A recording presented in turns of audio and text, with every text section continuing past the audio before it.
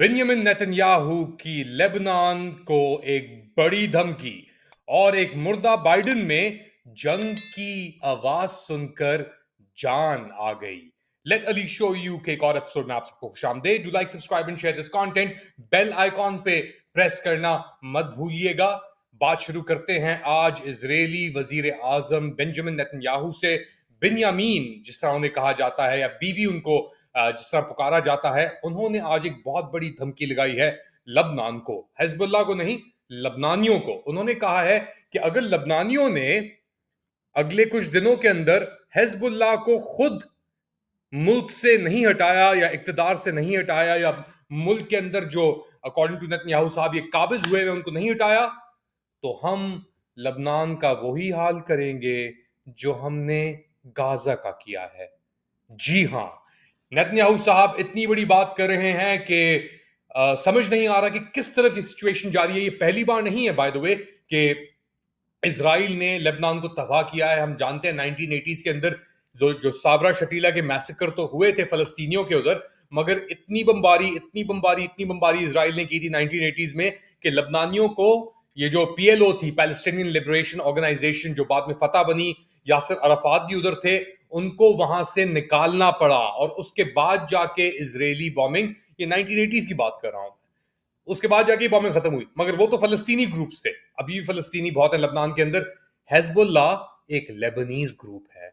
इसके अंदर 99% जो इसके केडर्स हैं, जो लोग हैं, उनका ताल्लुक साउथ लेबनान से है, साउथ बेरूत से है और बेका वैली से फॉर एग्जांपल।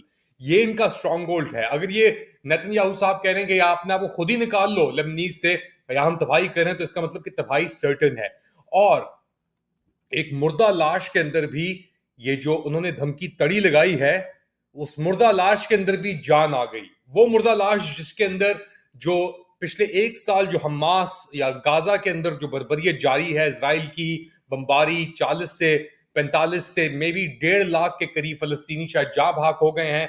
बच्चे इस 40,000 के फिगर के अंदर, जो ऑफिशियल 41,000 के करीब फिगर है, आधे 20,000 के लगभग बच्चे हैं इसके अंदर। अगर ये इसराइल समझ रहा है कि लेबनान के अंदर वो जाके कुछ कारनामा कर देगा या चमत्कार कर देगा, तो शायद इसकी भूल है। मगर गोइंग बैक टू ये मुर्दा लाश कौन सी है जिसमें जान आ गई है? बाइडेन साहब कह रहे हैं कि अब वो सीज फायर सपोर्ट नहीं कर रहे लेबनान में।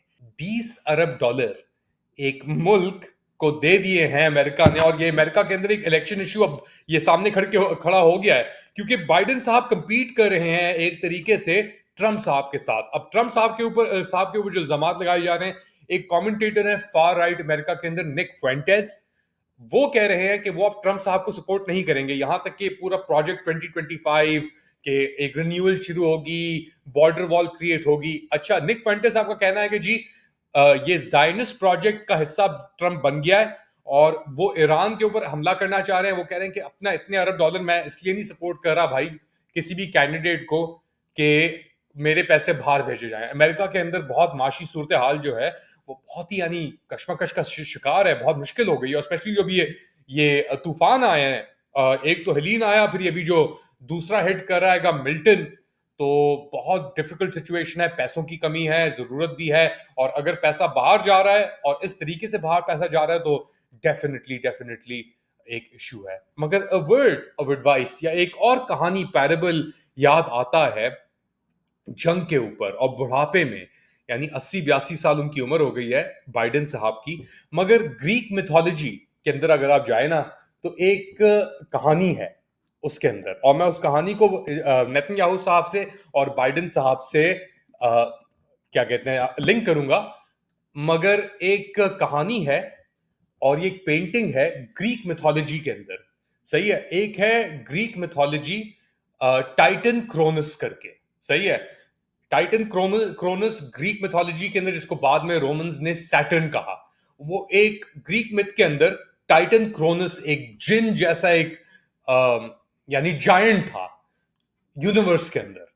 और उसने अपने बेटे को, अपने एक बच्चे को चबा लिया, मार दिया, खा लिया, क्योंकि उसको डर था कि उसके उसके जो बच्चे हैं, एक बच्चा जो है वो बाप की जो ताकत है ले लेगा, यानी इक्तदार से उसको हटा देगा। तो इसलिए सैटर्न ने, जिसको ग्रीक मिथ के अंदर टाइटन क्रोनस कहते हैं, उसने अपने बच्चों को खा लिया। और ये तस्वीर एक स्पेनिश आर्टिस्ट ने बनाई थी, फ्रांसिस्को गोया करके।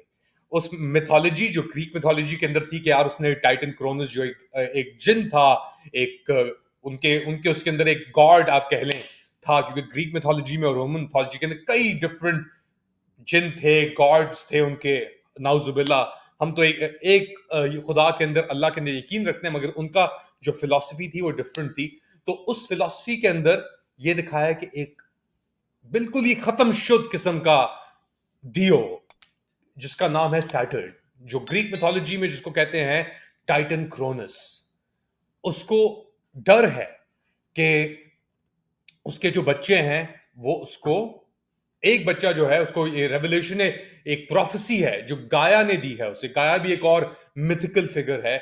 उसने टाइटन क्रोनस के पास जाती है और कहती है कि तुम्हारा एक बच्चा जो है वो तुमसे ताकत ले लेगा। तो फिर वो कहता है अच्छा देखो मैं क्या करता हूं बच्चों के साथ। वो अपने बच्चों को खा चबा के मारना और खाना शुरू कर देता है। और यही इस तस्वीर में नजर आता है। अच्छा, ये तस्वीर तो गोया ने 1800s के अंदर लिखी थी, तस्वीर बनाई थी, सॉरी, लिखी नहीं, लिखी तो फिलॉसफी दो ढाई हजार साल पहले की है। मगर फ्रांसिस्को गोया ने ये तस्वीर बनाई थी 1800s के अंदर, और ये दिखा रही है कि किस तरीके से जो दियो है वो अपने बच्चों को खा रहा है। अच्छा, इसका इस थीम की बड़ी रिकरिंग थीम चलती है, ये मैं कनेक्ट कर रहा हूं इसे। एक मूवी आई थी 1960s के अंदर, one of the classic movies है ये, स्टैनली कुब्रिक की मूवी थी ये। नाम था इसका doctor strange love and how I learn to love the bomb. अब ये क्यूबन मिसाइल क्राइसिस, दुनिया सबसे जो करीब आ गई थी एक न्यूक्लियर हॉलोकॉस्ट वॉर के, अभी भी हम करीब ही जा रहे हैं, मगर उस वक्त ऐसा था कि यार अब दुनिया खत्म होने वाली है। तो उसकी आंच में ये कॉमेडी, एक सैटायर, डार्क कॉमेडी यानी काली कॉमेडी ये मूवी बनी थी। और इसके अंदर पीटर सेलर्स एक बड़े मशहूर ब्रिटानिया के एक्टर थे। उन्होंने कई किरदार अदा किए। उन्होंने अमेरिकी सदर का रोल अदा किया, उन्होंने एक ब्रिटिश ऑफिसर का रोल अदा किया, उन्होंने एक जो टाइटल कैरेक्टर था डॉक्टर स्ट्रेंज लव, उसका किरदार अदा किया। और पूरी मूवी के अंदर आप देख सकते हैं जाके, पूरी मूवी में डॉक्टर स्ट्रेंज लव जो एक जर्मन नाटसी डॉक्टर होता है, उसको फिर अमेरिकी लेके आते हैं बॉम्ब्स बनाने के लिए, मिसाइल बनाने के लिए। अच्छा, इसके अंदर भी हकीकत है, क्योंकि ये हुआ था जो आपके जो न्यूक्लियर बॉम्ब बना था मर्शहाइमर और उन सब लोगों की तरफ से, वो उसके अंदर जर्मन साइंटिस्ट और जर्मन जूइश साइंटिस्ट बहुत इन्वॉल्व थे। खैर, उस बात को साइड पे करते हैं, डॉक्टर स्ट्रेंज लव की तरफ आते हैं। तो ये दिखा रहे हैं इस मूवी के अंदर कि ये एक आदमी है जो 20 साल से अमेरिका के अंदर है, ये वॉर रूम के अंदर बैठे हैं और पूरी दुनिया खत्म होने वाली है। और पूरी मूवी के अंदर इस आदमी का आपको दूर दूर से नजर आ रहा होता है ये, मगर कुछ एक अल्फाज डायलॉग नहीं बोलता ये। अब जब ये पता लग जाता है कि जी अब न्यूक्लियर वॉर को रोक नहीं सकते, क्योंकि उधर से ही बम चले गए, उधर से ही बम चले गए, एक अमरीकी जहाज 1960s में रेडार को क्रॉस करके, लो फ्लाइंग करके उसने बॉम्ब गिरा दिया है। तो अब एक न्यूक्लियर हॉलोकॉस्ट की डूम्सडे क्लॉक, डूम्सडे मशीन, वो ऑन हो गई है और उसे कोई इंसान नहीं रोक सकता। तो फिर वो डॉक्टर स्ट्रेंज लव की तरफ देखते हैं कि अब क्या होगा। तो वो अपाहिज डॉक्टर बैठा बैठा होता है, वह हिल नहीं सकता, मगर उसको जब अंदाजा होता है कि अब तो हम तबाही की तरफ जा रहे हैं, तो उस बेजान से डॉक्टर में जो एक अपाहिज एक कुर्सी पे बैठा है, उसमें एकदम जान आ जाती है। और उसका हाथ, एक हाथ जो उसका होता है, वो जान उसके अंदर आ जाती है। और फिर वो एंड के अंदर सीन खत्म होता है, इतनी एक्साइटमेंट उस कैरेक्टर के अंदर हो जाती है मौत और डिस्ट्रक्शन के लिए, कि वो खड़ा हो जाता है अपनी कुर्सी से, व्हील चेयर से। मकसद मकसद ये है, बाइडेन साहब की कैफियत भी कुछ इसी तरीके से है। उस खत्म शुद्ध दियो जैसी दुनिया का सबसे ताकतवर आदमी, अमरीकी सदर, या उस डॉक्टर स्ट्रेंजर जैसी जो बिल्कुल ही मरा हुआ है, लेकिन जब उसे खून या दहशत या तबाही का एहसास होता है तो उसके लिए एक बहुत ही सनसनी, अराउजल किस्म का एक सिचुएशन हो जाती है। यही सीन है जो बाइडेन का। जो बिल्कुल ही खत्म आदमी है, उन्होंने जो कुछ तबाही उनके अंडर हुई है गाजा के अंदर, उससे उनका एड्रेनलिन मोजो नहीं बढ़ा। लेकिन लबनान और मुस्लिम जो ममालिक हैं, अभी एक तस्वीर निकाली है इराक के अंदर सिस्तानी साहब के ऊपर उन्होंने क्रॉस हेयर डाला हुआ है इजरायली चैनल्स के ऊपर। तो अब ये कॉन्फ्लिक्ट, ये शिया बेल्ट को जो कर रहे हैं, ये सो कॉल्ड शिया अरब बेल्ट को जो कर रहे हैं ईरान की तरफ जाते हुए, ये तबाही ही तबाही है। और इस तबाही ने एक वायग्रा जैसा काम किया है जो बाइडेन के लिए, क्योंकि वो नफ्सियाती तौर पे एक जायनिस्ट, कातिल, नार्सिसिस्टिक, शोविनिस्टिक, मैग्लोमेनियक और जंगजू इस पोजीशन में, इस मुल्क की सदारत में, जिसके हाथ पांव सर सब कुछ खून के अंदर डूबे हुए हैं, तो खून की होली जब लड़ी जाएगी तो जो बाइडेन तो खड़ा होएगा ही। आप क्या समझते हैं? बहुत खतरनाक वक्त है ये पूरी दुनिया के लिए।